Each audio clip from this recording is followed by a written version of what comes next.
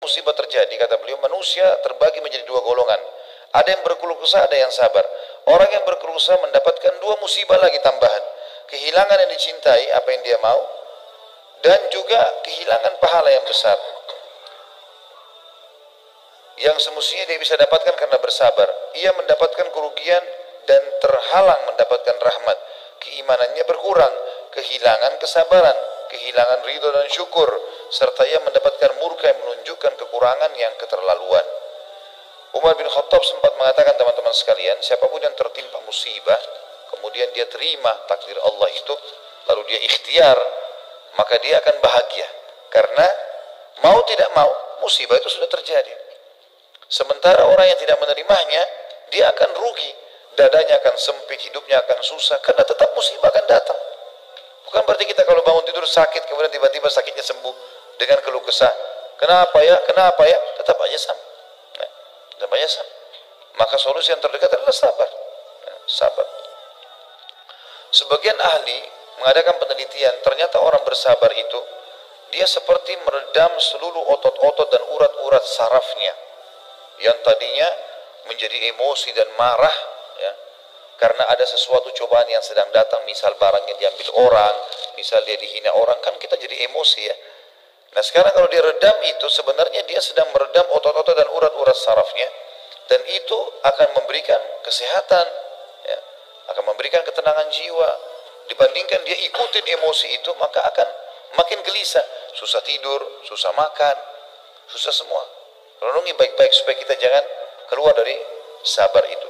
Adapun orang yang diberikan taufik untuk bersabar ketika mendapatkan musibah-musibah ini, lalu menahan dirinya dari sikap marah, baik ucapan maupun perbuatan, mengharap pahala yang di sisi Allah, dan ia tahu bahwa pahala yang didapatkannya dengan kesabaran itu lebih besar daripada musibah yang diperolehnya. Bahkan musibah itu suatu kenikmatan baginya, karena musibah menjadi jalan untuk meraih apa yang lebih baik dan lebih bermanfaat baginya daripadanya, dari masalah yang sedang dihadapi. Dan berarti ia telah melaksanakan perintah Allah dan meraih pahala. Oleh karena itu Allah Subhanahu wa taala berfirman, "Wabashshiris sabirin," dan sampaikanlah kabar gembira kepada orang-orang yang sabar. Dan sabar jelas harus menghadapi masalah, tapi Allah bilang berita gembira buat mereka, yakni beritakanlah kabar gembira kepada mereka bahwa mereka akan disempurnakan pahala mereka dengan tanpa batas. Orang-orang yang bersabarlah yang mendapatkan berita gembira yang besar dan anugerah yang besar. Kemudian Allah menyifati mereka juga dalam firman-Nya, alladzina idza asabathum musibah, yaitu orang-orang yang apabila ditimpa bagi mereka musibah, yakni segala sesuatu yang menyakitkan hati atau badan atau keduanya, sebagaimana telah disebutkan sebelumnya. Jadi ada saatnya memang. Jangan teman-teman begitu ada musibah, kenapa ya? Ya, maksudnya kenapa ini bukan berkeluh kesah kayak tidak menerima takdir Allah. Nah, kita terima. Tapi kalau kita bertanya, kenapa bisa terjadi misalnya, tujuannya untuk mencari jalan keluar itu nggak ada masalah. Tapi kalau untuk berkeluh kesah ini yang dilarang, karena pahalanya hilang. Qalu inna lillah, mereka mengucapkan kami milik Allah, yakni hamba-hamba kepunyaan Allah yang diatur menurut perintahnya. Kita tidak memiliki sedikit pun dari jiwa dan harta kita. Jika Allah menguji kita dengan sesuatu darinya, berarti Allah yang paling penyayang di antara para penyayang telah mempergunakan milik dan hartanya. Tidak bisa ada yang menghalanginya. Bahkan merupakan kesempurnaan penghambaan hamba ialah ia tahu bahwa terjadinya bencana itu datangnya dari Allah, Raja yang Maha Bijaksana, yang lebih penyayang kepada hamba-hambanya daripada dirinya sendiri. Sedikit makna potongan di sini. Kadang-kadang subhanallah teman-teman sekalian, ada dosa yang kita lakukan, kita nggak tahu bobotnya dosa itu, dan tidak cukup dengan istighfar. Mungkin istighfar kita tidak cukup, maka Allah datangkan cobaan. Ada sebuah hadis menjelaskan, masih itu hadis sahih riwayat Imam Ahmad. Kata Nabi SAW,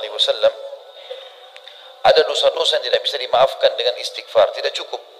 Maka Allah ujikan padanya penyakit. Di sini kata ulama hadis, bisa saja penyakit, bisa saja gangguan orang, bisa saja apa saja. Jadi ternyata Allah tidak mau kita nanti di akhirat disiksa berat dengan dosa itu, maka Allah cobakan dengan cobaan. Sisi yang lain, bisa saja sesuatu yang hilang dari dia memang lebih baik hilang dari dia. Memang Allah mau itu hilang dari dia. Asal kita teman-teman sekalian berada di rel jalannya Allah, nggak usah khawatir. Walaupun kita merasa saya suka, saya begini, nggak usah peduli dengan itu, tidak ada masalah. Mungkin tidak jadi menikah sama si fulan, mungkin tidak jadi usaha ini, mungkin tidak jadi masuk sekolah di sana, kuliah di sana. Mungkin. Selalu sangka baik dengan Allah.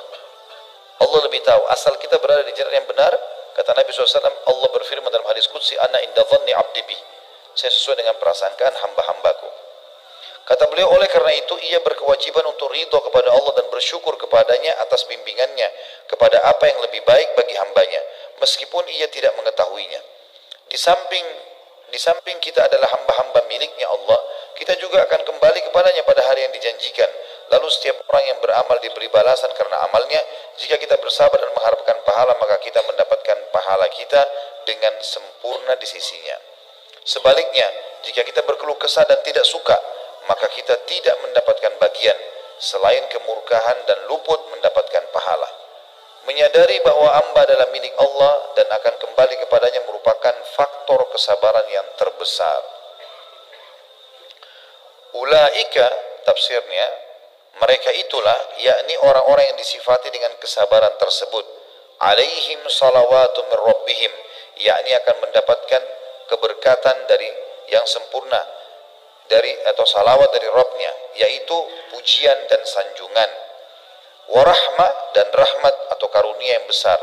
Di antara rahmatnya Allah kepada mereka ialah Dia memberi taufik kepada mereka untuk bersabar, yang dengannya mereka akan memperoleh pahala yang sempurna. Wa ulaika humul muhtadun, dan mereka adalah orang-orang yang mendapatkan petunjuk, yakni orang-orang yang mengetahui kebenaran. Dalam hal ini mereka mengetahui bahwa mereka adalah milik Allah dan mereka akan kembali kepadanya, serta mereka mengamalkan tuntunannya. Yang dimaksudkan ialah mereka bersabar karena Allah. Ayat ini menunjukkan bahwa siapa yang tidak sabar, maka ia mendapatkan kebalikan dari apa yang didapatkan dari orang-orang yang bersabar. Akibatnya ia akan mendapatkan celaan dari Allah, hukuman, kesesatan, dan kerugian. Betapa besarnya perbedaan di antara dua golongan itu. Betapa kecilnya kepenatan orang-orang yang bersabar, dan betapa besarnya kepenatan orang-orang yang berkeluh kesah. Artinya orang yang sedang ditimpa musibah, orang yang sabar punya penat, tapi tidak sebesar orang yang kalau berkeluh kesah. Karena dia sudah menghadapi masalah, berkeluh kesah lagi, dia jauh lagi dari rahmatnya Allah, jadi banyak sekali kerugiannya. Kedua ayat ini berisikan pemantapan hati dalam menghadapi musibah sebelum terjadi, agar musibah terasa ringan dan mudah ketika musibah terjadi. Menjelaskan apa yang harus dilakukan ketika musibah terjadi, yaitu sabar. Menjelaskan apa yang dapat membantu untuk bersabar, pahala yang diperoleh orang yang bersabar, dan mengetahui keadaan orang-orang yang tidak bersabar dengan kebalikan dari keadaan orang-orang yang sabar. Bencana dan ujian ini adalah sunnatullah yang telah berlalu kepada orang-orang sebelum kita, maka itu pun akan datang kepada kita. Dan Anda tidak mendapati perubahan pada sunnatullah, juga menjelaskan macam-macam musibah. Umar bin Khattab pernah berkata, alangkah bagusnya dua balasan itu, dan betapa baiknya tambahan itu. Maksudnya adalah ulaika alaihim salawatu min rabbihim wa rahmah. Mereka adalah orang yang mendapatkan keberkatan sempurna dan rahmat dari Tuhan mereka. Wa ulaika humul muhtadun, dan mereka adalah orang yang mendapatkan petunjuk. Dan ini adalah tambahan, yaitu sesuatu yang diletakkan di antara dua karung tambahan dalam timbangan. Maksudnya kalaupun ini sudah dapat rahmat, dia sabar, itu sudah solusi terbaik. Tambah lagi dapat salawat dari Allah, Allah akan tambahkan kepada dia pemberian-pemberian dan dikasihkan karunia, dan mereka dijanjikan mendapatkan petunjuk.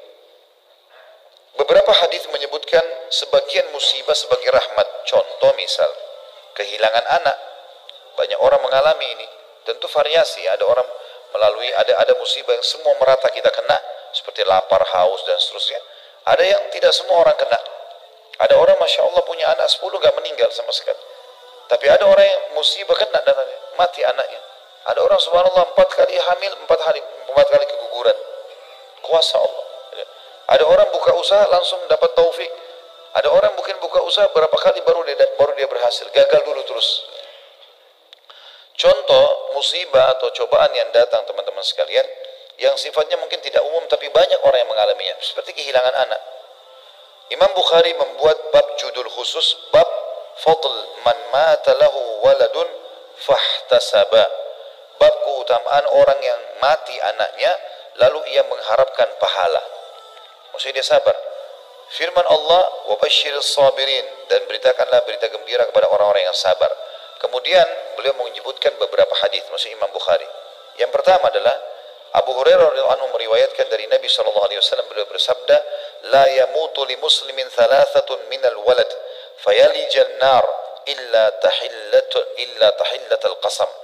Tidaklah seorang muslim mengalami kematian 3 anak lalu ia masuk neraka kecuali hanya sekedar berlalu saja. Ya, maksudnya ini musibah, lahir anak 3 sampai mati sebelum balik.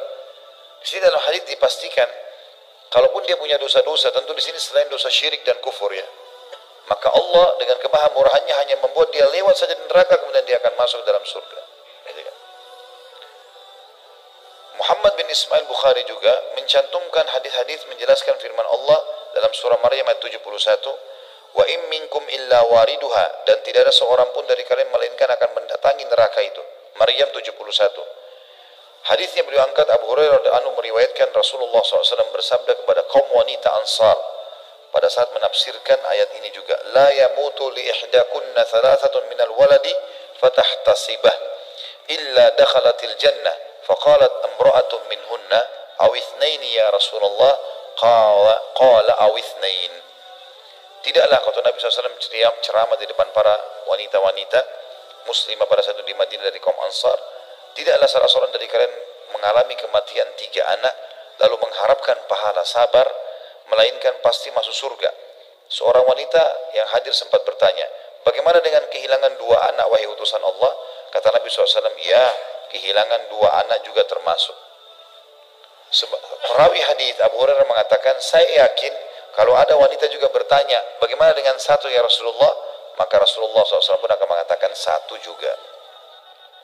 Hadis selanjutnya diangkat oleh beliau adalah dari Anas radhiyallahu anhu yang mengatakan Nabi SAW bersabda, ma minan nasi min muslimin yutawaffa lahu thalathatun lam yablughul hinth illa adkhalahu Allahul jannah bifadli rahmatihi iyahum. Tidaklah seorang muslim mengalami kematian 3 anak yang belum mencapai balik, melainkan Allah memasukkannya ke dalam surga dengan karunia atau rahmat kepada mereka.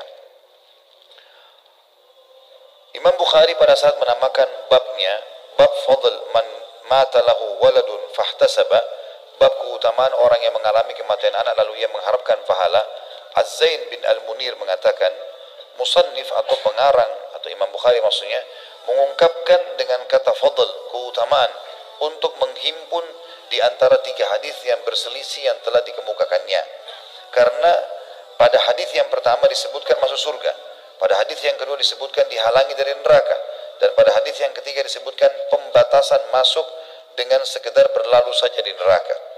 Maka masing-masing darinya terdapat ketetapan keutamaan bagi siapa saja mengalami hal itu, dan segi komprominya bisa dikatakan masuk surga itu tidak mengharuskan terhalang dari api neraka, disebabkan hajib atau terhalang dari neraka itu sendiri. Terdapat faedah lain, yaitu hal ini mengharuskan juga masuk surga sedari awal. Adapun yang ketiga, maka yang dimaksud dengan al-wurud ya, atau masuk hanya melintas neraka saja, bagaimana pembahasannya akan disebutkan saat ya pembicaraan perkataan illa tahillata qasam, kecuali sekedar berlalu. Orang yang melintas di atasnya ada beberapa macam, di antara mereka ada yang tidak mendengar desisan neraka. Mereka ada juga orang-orang yang telah ada untuk mereka tetapkan yang baik dari Allah bagi mereka, sebagaimana disebutkan dalam Al-Quran. Jadi tidak ada kontradiksi ya antara masuk surga dan terhalang dari neraka. Bukhari juga mengungkapkan dengan perkataannya walad atau anak, karena ini mencakup 1 anak atau lebih. Meskipun bab ini telah dibatasi dengan 3 atau 2 anak, akan tapi pada sebagian jalur riwayat disebutkan juga 1 anak masuk di dalamnya. Jadi hadis ini tidak ada sama sekali permasalahan atau persisian antara mereka. Artinya ada orang tergantung kadar kesabarannya. Mungkin dengan sabar maka Allah SWT akan berikan kepada mereka bisa masuk surga langsung karena luar biasa cobaan yang datang dan kadar sabarnya tinggi, atau dia dilewatkan di api neraka karena masih banyak dosanya karena kadar sabarnya juga lebih rendah daripada yang pertama. Dan juga ada orang subhanallah yang sudah langsung diselamatkan dari api neraka oleh anak-anaknya tadi atau dalam musibah yang sedang menimpanya tanpa hisab. Kemudian diangkat oleh beliau, dikatakan juga musannif atau Bukhari mengangkat hadis dari Abu Hurairah secara marfu. Yaqulu Allah Ta'ala, "Ma li 'abdil mu'min 'indi jazaa'un illa idza kabattu safiyatu min ahli dunya thumma ihtasab illa al-jannah." Allah berfirman dalam hadis qudsi, tidaklah hambaku yang beriman memiliki pahala di sisiku ketika aku wafatkan orang yang dicintainya dari ahli dunia, kemudian ia berharap pahala melainkan surga.